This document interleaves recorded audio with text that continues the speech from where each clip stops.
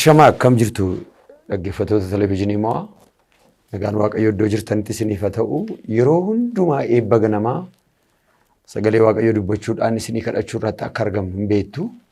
Kanaafuu sagalee waaqayyo dubbiseetan waaqayyoon kadhanna. Macaafa Seera Uumamaa boqonnaa 37 lakkoofsa 1 qabeetan dubbisa ergaa ganama kanaati. Yaaqoob biyya abbaan isaatti galaa ta'ee jiraate. Biyya Kana'aan keessa hin taa'e. Oduun waa'ee ijoollee Yaaqoob kanatti fufee hin himame. Yoosef saafela waggaa 7 yeroo ta'etti ijoollee dubartootaa abbaasaa ilmaan Baheelii fi Zalafaa obboloota isaa wajjin bushaayeen tiksa ture. Yoosef oduu waan hamaa sana isaan hojjetanii fidee abbaasaatti hin hime. Yaaqoob inni Israa'el jedhame ilma dulluma isaa jala argate waan ta'eef Yoosef ilmaan isaa hundumaa caalaatti hin jaallate. Qoloo dheeraa harka qabu hin hojjechiiseef. Obboloonni isaa garuu akka abbaan isaanii obboloota isaa hundumaa caalaatti isa jaallate yommuu argan isa hin jibban. Nagaas isatti dubbachuu hin dandeenye. Yoosef abjuu abjootee obboloota isaatti hime. Ittuma caalchisanii isa hin jibban. Inni ani abjoodhe kana dhaggeeffadhaa. Kunoo nuyi bissii gidduudhaa bissii hiniina turre. Kunoo bissiin koo ka'ee ol qajeelee dhaabate. Bissiin koo immoo isatti naanna'anii bissii kootiif hin gugguufu turan jedhe. Obboloonni isaas deebisanii ati dhuguma nurratti mootii ta'ittaa yookiis dhuguma haboo nurratti qabaadhittaa jedhaniini jedha. Ameen. Waaqayyoon xinnoo kadhannu. Gooftaa abbaa keenyaa Yesuus Kiristoos sagalee dhageenyu kana nuuf eebbisi. Dhageenyeesitti jiraachuu akka dandeenyuuf ayyaana kee nu baay'isi. Namoota hojii deeman ergaa kana dhaggeeffatanii lafa hojii isaaniitti karaa irratti akka eebbiftu akka wajjin taatu. Ergaa kanas ergaa isaan ittiin fayyan akka gootuuf maqaa Yesuus Kiristoosiin si kadhanna. Ameen. Obboloota koo borii keetu guddaa ta'aa kan jedhu mata duree kana irratti ergaa kana fudhannee irratti waan sadan tokko dubbadha. Borii keenya beeknaa baay'een keenya borii kee namni borii isaa yaadu cimaadha. Waaqayyo borii kee sana barbaada. Bor lafati geessu bor maal akkati taatu waaqayyo abjootee fixeera. Eessa akkati geessus waaqayyo ni beeka. Nama akkamii akkati taatus waaqayyo hin beeka. Borii kee meeqan keeti kan yaadu. Waa'ee borii keetii meeqan keeti kan abjootu. Waa'ee borii kee sanaas meeqan keeti kan kadhatu. Waa'ee borii kee irrattis immoo kan hojjechaa jiru barumsaan kadhataan waa garaagaraa yaaduudhaan meeqan keessan taatu. Borii keenya sana waaqayyo baay'ee barbaada.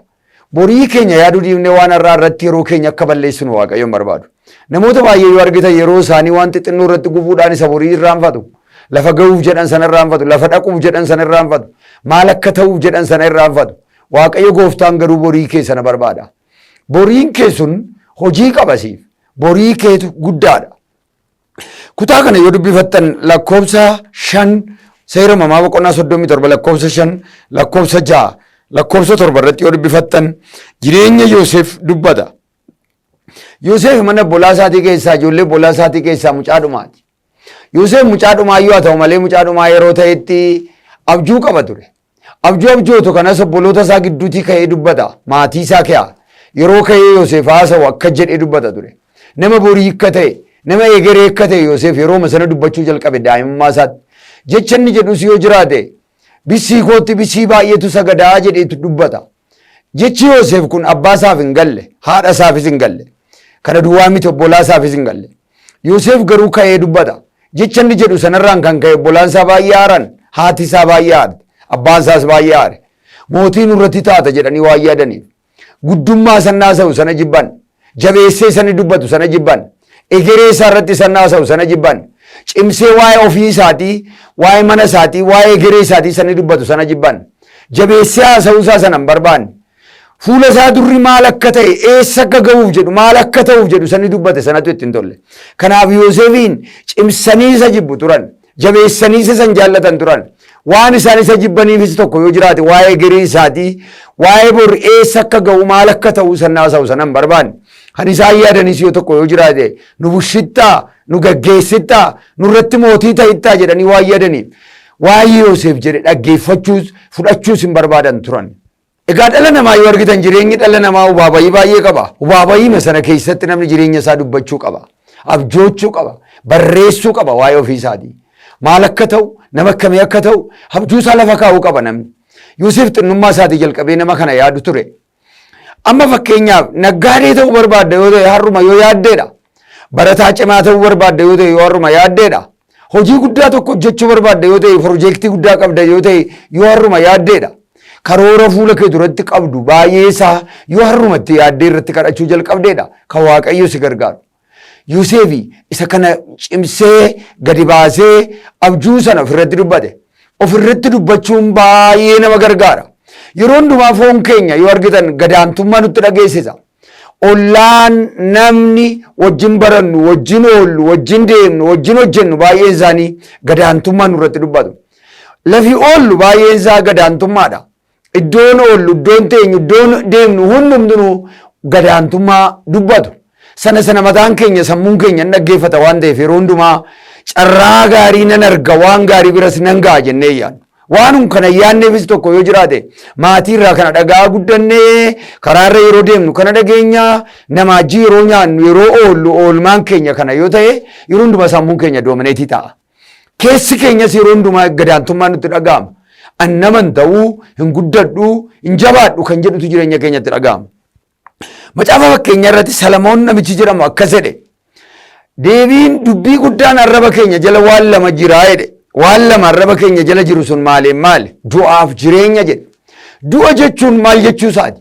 Du'a simata ofirratti raaja jechuu isaati. Arraba keenya of ajjeeftaa, arraba keenya ofitti faraddaa, arraba keenya ofirratti raajii du'aa dubbattaa, raajii badiisaa dubbattaa, raajii salphinaa dubbattaa, qaanii lallabdaa, ofirratti isa dubbattu sana jireenya kee irratti hojjeta jechuu isaati.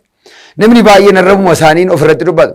Daa'imuma manaa qabnu yoo argitan amma namoonni yeroo hundumaa gadaantummaa irratti dubbatu yoo ta'e, xinneenya isaanii dubbatu yoo ta'e, salphina isaanii dubbatu yoo ta'e, qaanii isaanii irra ga'uu dubbatu yoo ta'e, nama taatuu dubbatu yoo ta'e, guddattee fagoon geessuu dubbatu yoo ta'e, sammuun daa'ima sana isa dhaga'aa guddata.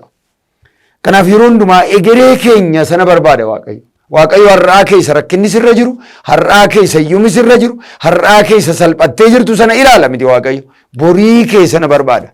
Kanaafuu meeqan keessan luka jala laaluu dhiiftanii fageessitanii waa'ee jireenya keessanii kan yaaddan. Meeqan keessan fageessitanii waa'ee jireenya keessanii kan ilaaltan. Meeqan keessan fageessitanii kan abjoottan, fageessitanii kan karoorsitan, fageessitanii immoo kan aggaamtan, fageessitanii kan ilaaltan meeqa taatu. Isa borii keetiitu caala. Har'a rakkinni mana kee irra jiru guddaa ta'uu danda'a. Salphinatti salphattee jirtu guddaa ta'uu danda'a. Qaaniiti qaanofte guddaa ta'uu danda'a. Himimmaanati buuftu guddaa ta'uu danda'a. Qorumsati keessa jirtu guddaa ta'uu danda'a. Waaqayyo garuu lafa inni boritti si ga'uuf jedhu guddaadha. Sana yaaddee yeroo hundumaa qorumsa sana danda'uun, lola mana kee irra jiru, dhiphina mana kee irra jiru danda'uun obboleessa koo, haadha koo, abbaa koo siif dirqama ta'a. Egaa sagalee Waaqayyoo kana duwwaa dubbatee inni Yoosefiin jechuma kana jechuu isaarraan kan ka'e itti naafan jedha ni lammaffaan. Ni lammaffaan inaaffaa. Inaaffaa isa kam? Inaaffaa obbolootaa. Inaaffaan obbolootaa baay'ee nama rakkisa. Obboloota yeroo hundumaa yoo argitan karaarra naggaadee jabaa yoo taate obboloota sitti naafa. Hojii baay'ee hojjechuu jaallattee yoo ta'e obboloota sitti naafa. Innaa fakkeenyaa tokko isinii kenne. Har'a mana butukii tokko ollaatti safaratti yoo banatte ollaa kabiraati immoo inaaffaan dhufee safaratti bana. Yoo waan tokko hojjechuu jalqabde kabiraati immoo dhufee safaratti bana. Sana miti gaanne Waaqayyo barbaadu. Mul'ata si keessa jiru sanatti baay'ee barbaada. Abjuu kee sana Waaqayyo baay'ee barbaada. Hinaaffaa obbolootaa. Hinaaffaa obbolootaa dadhabne biyya lafaa kana ga'a. Namoonni baay'een boocanii uumanii hojii hojjechuu barbaadu utuu hin taane hin hinaafu. Namoota hojjetanitti baay'ee hinaafu. Waan hinaafaniin maal godhu? Maqaa balleessu. Waan hinaafaniin maal godhu? Hin xallafu. Waan hinaafaniin maal godhu? Taappeellaa sobaatti laxxafu. Waan hinaafaniin maal godhu? Ari'achuu yaadu biyya isaaniirraa, mandararraa, safararraa, magaalaa tokkorraa gara magaalaa tokkootti ari'atu namoota. Kun maali yoo jettan hinaaffaadha. Hinaaffaa obbolootaa. Yoosef waan tokko hin goone abjuu qaba, mul'ata qaba malee garuu hinaaffaa obboloota isaatiitu baay'ee isa rakkise. Baay'ee itti naafu turan doorsisa cimaa isa doorsisa Yoosefiin. Inni argitan macaafa qulqulluurraa. Doorsisaan isa doorsisa yoo jiraate abbaan isaa baay'ee isa jaallata ture Yoosefiin. Garuu kan isin gaddisiisu qe'aa tokko yoo jiraate qoloo wayyaa isaatii qomee isaa uffatan uffatu diratan uffatu sana bakkee keessatti dhiiga irratti dhangalaasaniitu mucaan keenyatti jaallattu sun du'eera. Kanaafuu boo'icha taa'us sirra jira. Mucaa sana baay'ee jaallatta inni immoo du'e jedhanii itti himu turan abbaa isaaniitti. Abbaa isaaniitti kan isaanii manis tokko yoo jiraate garaa kutadhu waa'ee isaa. Kana booda inni du'eera. Du'atu isa eegaa. Salphateera. Kana booda mucaan kee hin jiru ittiin jedhu turan. Abbaan isaas mucaa sana baay'ee waan jaallatuuf du'a isaan eegu ture. Jiraachuu isaa barbaada malee. Baay'ee kan isin dhibu diinonni keenya yeroo hundumaa du'a keenya barbaadu. Du'a keenya lallabus maqaa nu balleessu, nurratti haasa'u, nu nyaatu, nu alanfatu, nu waraanu. Fakkeenyaaf yoo fudhattan Yoosef duwwaa miti Saa'oliin yoo ilaaltan macaafa qulqulluu irratti Daawitiin baay'ee ari'e. Daawitiin kan inni ari'u tokko yoo jiraate biyya tokko gara biyya tokko, mandara tokko gara mandara tokkootti ari'a ture. Kan inni ittiin ari'uunis eeboo qabatee waraanatti waraanu qabatee harka isaa keessatti ari'a ture. Yoosefiin baqata ture jalaa. Kan Yoosef baqatu kan Saa'ol Daawitiin baqata ture. Daawitiin baqata ture. Daawit kan inni baqatus tokko yoo jiraate eeboodhaan ari'a. Yeroo ari'uus Daawitiin hin jibbee. Daawitiin maaliif jibbe yoo jettan macaafa qulqulluurraa ijoollee Israa'eltu gaaf tokko karaatti bahe akka jedhe. Saa'ol kuma ajjeese Daawiti kumaatama jedhanii lafa lolaatti. Lafa lolaatti mucaa milkaa'ee dhufeedha. Mucaa milkaa'uuf carraa argateera jedhanii waa'ee isaa faarfatan. Waa'ee isaas addabaabayitti ba'anii fuula namaatti ba'anii waa'ee Daawit dubbatan. Saa'ol gaafuma sanaa kaasee garaan isaa dhukkube. Garaan isaa kan dhukkube yoo jiraate hinaaffaadhaan qabame quba nyaachuu jalqabe mucaa kana ajjeesuudhaaf. Maal godhe mucaan kun kan inni godhe yoo jiraate dibata qaba. Ayyaana Waaqayyoo qaba. Kennaa isaa kenne qaba Waaqayyootu. Carraa isaa kenname jira. Carraan nama tokkoof kenname kadhadhu siifis sii kennama. Hin jibbiin inni naafin obboleessa koo. Obboleessa kee bukkee keetii daldalaa cimaa ta'e qarshii argatetti inni naafin. Isa carraa barumsaa argatetti inni naafin. Isa mana jaarratetti inni naafin. Isa konkolaataa qabatetti inni naafin. Isa barcuma argate silxaan argatetti inni naafin. Kadhadhu siifis Waaqayyo sii laata. Walii gadi ari'ee Saa'ol. Mucaan kun hin baqate amma isaa danda'ame. Baay'ee kan isin dhibu eebootti gadhiise waraanuudhaaf yeroo itti gadhiise waraanuudhaaf argachuu hin dandeenye. Isa booda Daawit bira darbee girgiddaa waraane. Daawit bira darbee biyyee waraane. Daawit bira darbee waan baay'ee waraane yeroo itti gadhiisu. Mucaa kan akka kanatti Waaqayyo jalaa baase. Hinaaffaa waan inni hin goone hin jiru. Namni abjuu qabu yeroo hundumaa doorsifamaadha. Namni abjuu qabu lolamaadha.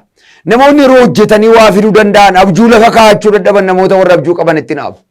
Namooti yeroo hundumaa carraa hojii, carraa daldalaa, carraa tajaajilaa ayyaanuma Waaqayyo isa Waaqayyo namaa kenneyyuu namni baay'een utuu naasisanii nama harkaa fudhatu ta'e utuu nama reebu ta'e reebanii nama harkaa fudhatu. Waaqayyo garuu ayyaana namaa laata. Kennaa namaa kenna. Kennaa sana Waaqayyo akkasi keessatti guddisu, akkasi keessatti jabeessu.